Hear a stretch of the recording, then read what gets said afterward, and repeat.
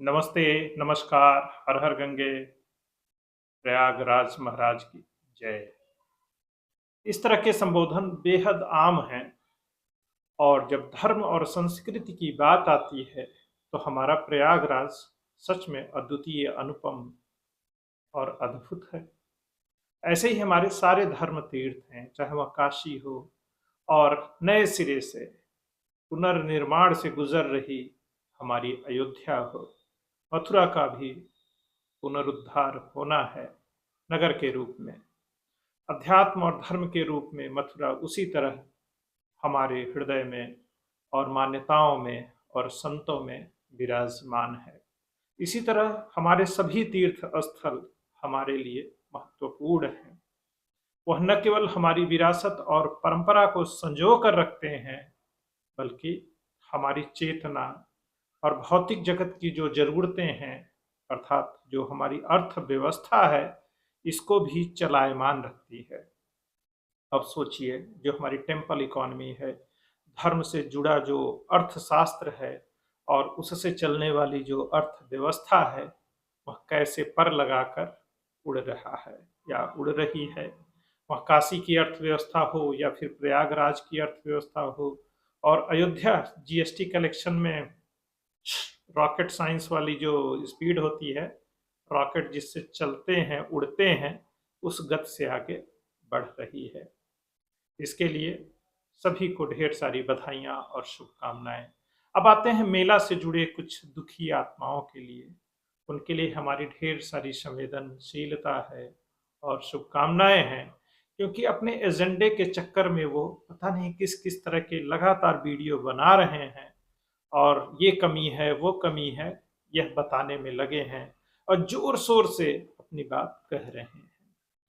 बोलते रहिए, क्योंकि स्वतंत्रता का तो यही मतलब है। और आप गैर जिम्मेदार हैं, नासमझ हैं, यह बात आप पूरी तरह से साबित कर रहे हैं। आपको ढेर सारे ऐसे वीडियो मिल जाएंगे जहाँ पे कोई कमी होगी, थोड़ी सी गंदगी होगी। इतना बड़ा मेला क्षेत्र है, सोचिए 30 पांटून पुल हैं और गंगा का इतना तेज बहाव है, गहराई है, कटान है। उसमें मेला के दौरान कभी कभी एक दो पुलों को बंद भी करना पड़ता है। आप कोई भी इंजीनियरिंग लगा लीजिए, कितनी भी मेहनत कर लीजिए, कुछ न कुछ रह जाता है। और मेला के दौरान लगातार कोशिशें, तैयारी और काम अथक चलता ही रहता है। ऐसा नहीं रहता कि अब काम खत्म हो गया, क्योंकि एक चलायमान और तीव्र गति से बहने वाली नदी, जिसे हम माँ गंगा कहते हैं, माँ यमुना कहते हैं, और वह भारत की सबसे बड़ी नदियों में है, जिनका विस्तार बहुत ज़्यादा है। और बाढ़ क्षेत्र में पूरे मेले का आयोजन होता है। ऐसे में जो वहाँ व्यवस्थाएं बनाई जाती हैं, वह कोई आसान काम नहीं होता है। और बाढ़ और बरसात जिस साल थोड़ा लंबा खिंच जाता है, तो उस साल, उस दौरान इस तरह के मेले की तैयारी और जटिल और कठिन हो जाती है। वह कोई भी सरकार हो, और हमारी योगी सरकार लगातार इस बार इसको दिव्य और भव्य बनाने में लगी हुई है। इस बात में भी कोई संदेह नहीं है। तो आप जो बकवास वीडियो और दो चार लोगों को इकट्ठा करके बुरा बुरा कहलाना चाहते हैं, ये भी आप बड़ी आसानी से कर सकते हैं, क्योंकि राजनीति है, अपने एजेंडे हैं, जाति है, दुराग्रह है, मोदी और योगी को लेकर नफरत है, और आप किसी पार्टी के समर्थक या विरोधी हैं, तो इतना पर्याप्त है। 100, 200, 500 वीडियो रोज आप बना सकते हैं। मिला के अंतिम किनारे पे आप पहुंच जाइए, जहाँ चक्कर प्लेट नहीं बिछी होगी, बिजली के खंभे भी वहाँ उतने दुरुस्त नहीं होंगे, या कुछ इस तरह की गंदगी भी होगी, तो वहाँ आपको खूब आराम से वीडियो मिल जाएंगे, फोटो भी अच्छे अच्छे मिल जाएंगे, और थोड़ा सा बोलने वाले भी मिल जाएंगे। तो बनाइए खूब इस तरह के। और आप जब कुंभ मेले में आते हैं, तो इसके स्केल और इसके बड़े होने का आप अंदाजा लगाइए। सोचिए कि 4-5 दिन में 5 करोड़ से ऊपर लोगों ने स्नान कर लिया। अब हमारे शहर की आबादी कितनी है, मतलब प्रयागराज की पूरे जिले की आबादी सोचिए 70 लाख है। अब दिल्ली मुंबई से तुलना करिए, महानगर है ना, 1.5 से 2 करोड़ आबादी वाले। और हमारा एक छोटा सा शहर जो कि गंगा यमुना के दोआब में स्थित है। अब इसका भी विस्तार हो गया है, यमुना पार, गंगा पार और दोआब। ये 3 हिस्से अब हमारे प्रयागराज शहर के, जिले के नहीं, शहर के हैं। और अभी हमारे पास रिंग रोड भी नहीं है। अब काम चल रहा है, 1-2 साल में वो भी हो जाएगा। मतलब वर्तमान सरकार को ही श्रेय मिलेगा। आप फिर से मोदी योगी पे नाराज हो सकते हैं इस बात के लिए कि सड़क क्यों बना रहे हैं।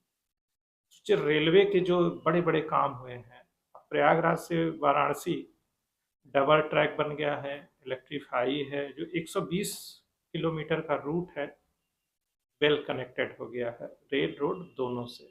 इसी तरह बाकी जगहों का हाल है। अब सोचिए, दिल्ली मुंबई की जो भीड़ है, वहाँ जो गंदगी है, जो ट्रैफिक का हाल है, कैसा है। अस्थायी आबादी रहती है, काफ़ी पुराने महानगर हैं। मतलब 2 करोड़ की आबादी में ही वो शहर हाँफ रहे हैं, महानगर। इसी तरह और बड़े शहरों के लीजिए। अब महाकुंभ को देखिए, 1 डेढ़ से 2 महीने का आयोजन है, और उसके पहले 2 से 3 महीने पहले से गंगा का जो पाटा है, बाढ़ क्षेत्र है, इसमें युद्ध स्तर पे काम शुरू हो जाता है। और कितने लोगों के लिए? वही जो आंकड़े आप पढ़ रहे हैं, एक दिन में 4 से 5 करोड़ लोग आ सकते हैं।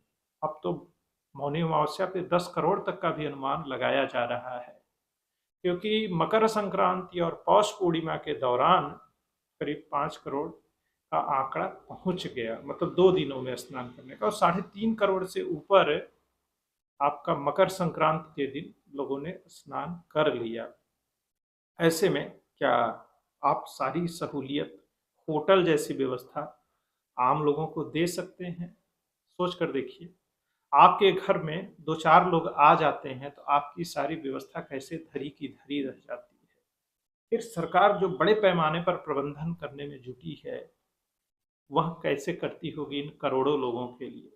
और कुछ विघ्न संतोषी, बाबा विरोधी लोग ऐसे हैं कि वो शौचालय और गंदगी को लेकर, कितने लोग आए तो शौच कहाँ किए होंगे, बड़े गंदे शब्दों के साथ संबोधित कर रहे हैं। हाँ, आपकी बात सही है, उनकी भी और उस चीज की भी व्यवस्था की गई है। मतलब 1.5 लाख शौचालय, 35 से 40 लाख सफाई, 35 से 40 हजार सफाई कर्मी ये दिन रात मेले में काम कर रहे हैं।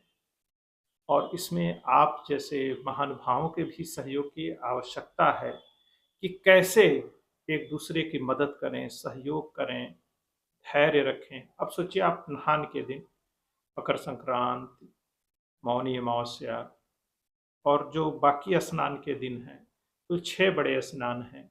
उस दिन आप सोचिए कि आप आइए और घाट तक गाड़ी लेके आप चले जाएंगे, और केवल आप अकेले नहाएंगे, भीड़ नहीं होगी, आपको दिक्कत नहीं होगी, तो प्लीज़ स्नान के दिन मत आइए।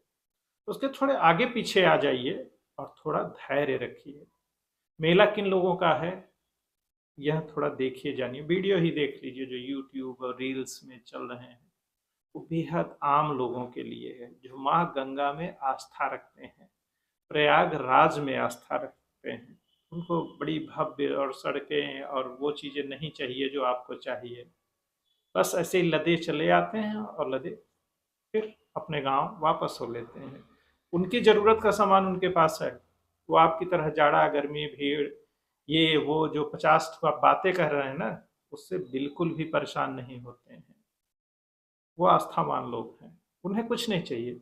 वो यहाँ की भव्यता और जो बाकी चीज़ें हैं, उनके लिए सब अद्भुत और निराला है। कुछ भी उनके लिए कम नहीं है। और जो हम किसी स्टेशन या बस अड्डे से उतरते हैं, 4-5 किलोमीटर जो पैदल चलना रहता है, वह भी आराम से चले जाते हैं। कौन सा घाट कैसा है, ये है वो है, इससे भी उनको फर्क नहीं पड़ता। आए, स्नान किए और चल दिए। छोटी सी गठरी उनके पास है, कुछ खाने का सामान है, कुछ कपड़े हैं, और आए तो आराम से रुक भी गए। किसी पंडाल में कथा चल रहा है, प्रवचन चल रहा है, भंडारा चल रहा है, तो उनको जो चाहिए वह पर्याप्त है। पर आपको अच्छा सा होटल चाहिए, गाड़ी तो हो सके एकदम घाट तक ले जा सकें आप, आपको ये भी सुविधा चाहिए। आप पैदल भी नहीं चलना चाहते हैं, सोचिए इस मेले में आपकी क्या उपयोगिता और ज़रूरत है। तो और थोड़ा पैसा खर्च करिए, मेले के आसपास टेंट हैं, लग्जरी है, 5 स्टार होटल वाली भी व्यवस्था है, लग्जरियस टेंट भी है, पर उसको आपको पे करना पड़ेगा। या फिर ये करिए कि स्नान के एक दिन पहले मेले में चले जाइए, आराम से किसी टेंट को हायर कर लीजिए, किसी बाबा के यहाँ रुक जाइए। हर चीज़ का एक निश्चित मूल्य है और उसकी कुछ उससे जुड़ी परेशानियां भी हैं। इतनी भीड़ है, इतने लोग हैं, तो उससे जुड़ी कुछ समस्याएं तो होंगी ना। परिवहन से जुड़ी समस्या होगी, और भी चीजें होंगी जो जो आप सोच सकते हैं, बिल्कुल होंगी। पर इसके लिए हाय तौबा नहीं मचाना है, आपको धैर्य रखना है, थोड़ी भक्ति दिखानी है। और मेले में जब स्नान का समय है, तो आप अपनी लग्जरी को अगर मेंटेन करना चाहते हैं तो थोड़ा आगे पीछे आइए। आम लोगों को उस स्नान वाले दिन के लिए छोड़ दीजिए, वो नहा लेंगे। 10-12 किलोमीटर पैदल भी चलना पड़ सकता है, क्योंकि दुर्घटनाओं से बचना और बचाना सबसे जरूरी है। सोचिए 2 करोड़ लोग आ गए, तीन मान लो 2 करोड़ लोग आ गए, अब वो शहर में आ गए हैं, और शहर में कैसे आए हैं, अब उनको शहर से निकलना भी है। ये सबसे बड़ी समस्या है। सोचिए शहरों की स्थिति क्या है, आम दिनों में किस तरीके से जाम लग जाता है, और उस समय की कल्पना करिए जब किसी शहर में 2 से 3 करोड़ लोग आ जाते हों, तो उनका आवागमन परिचालन कैसे होगा। क्या सबके लिए पानी की व्यवस्था हो पाएगी, सबके लिए रुकने ठहरने की व्यवस्था हो पाएगी। तो वह ईश्वरीय शक्ति ही है, माँ गंगा की शक्ति है। और गंगा का इतना बड़ा जो क्षेत्र है, इसमें सबके लिए सब कुछ मिल जाता है। अन्न क्षेत्र, कोई भूखा उसके बाद भी नहीं जाता है। शहर के लोग तमाम तरह के भंडारे चलाते रहते हैं। मौनी अमावस्या के दिन देखिए, शांति से कहीं ठहर जाइए, भीड़ में शामिल हो जाइए, बस शिकायत मत करिए, तब आप कुंभ को समझ पाएंगे और मेला को एंजॉय कर पाएंगे। अन्यथा ऐसे ही दुखी आप बने रहेंगे, और ये वाहियात 15 सेकंड 30 सेकंड के वीडियो आप देख के खुश होते रहेंगे। और मोदी योगी को फोएल बताने के चक्कर में आप कितने कुंठित और बीमार हैं, दुनिया को आप यह बता रहे हैं। बहुत सारी चीजें हैं, समस्याएं भी हैं। और यह बात सच है कि पूरी तैयारी कभी भी नहीं हो पाती है, क्योंकि पूरी तैयारी जैसी कोई चीज ही नहीं है। हर समय एक नई जरूरत और नया चैलेंज आ जाता है। आज आपने ये किया, नदी का बहाव है, लोगों का दबाव है, अच्छा बिजली व्यवस्था आपने कर लिया, शॉर्ट सर्किट होगा, कुछ तकनीकी खामियां आएंगी, नाव चल रहे हैं डूबेंगे। अब इतनी बड़ी संख्या में लोग, कुछ लोग बीमार होंगे, और कुछ वाहियात एजेंडा चलाएंगे, ये भी करेंगे। कहीं नल की पाइप टूट जाएगी, सीवर के लिए जो लाइनें बिछाई गई हैं वो भी फट सकता है। कुछ ना कुछ तो होगा ना, सड़क है, लोग चल रहे हैं, दुर्घटनाएं भी हो जाएंगी। तो इसको सही करने और लोगों में थोड़ी सी जागरूकता लाने और कैसे व्यवहार करना है, इसके लिए भी तो आपको कुछ करना है ना। तो आप एक शहरी के तौर पर, एक नागरिक के तौर पर क्या कर रहे हैं? बस आप किसी जाति विशेष के हैं और आपको एजेंडा चलाना है, महज इसलिए सब कुछ कर रहे हैं। तो इसके लिए भी चलाते रहिए, क्योंकि व्यू और सब्सक्राइबर का जो खेल है ये भी अच्छे से चल रहा है, और दूसरे यूट्यूबर्स और ब्लॉगर्स हैं वो भी अच्छा काम कर रहे हैं, और वो बातें भी जा रही हैं। और अपने नज़रिए से आपको भी मेला देखने का अधिकार है। आइए खूब सारी कमियां देखिए और वही बताइए, और अपने दृष्टि दोष को साबित करते रहिए। इसके लिए आपको ढेर सारी शुभकामनाएं। जय हिंद, जय भारत, वंदे मातरम।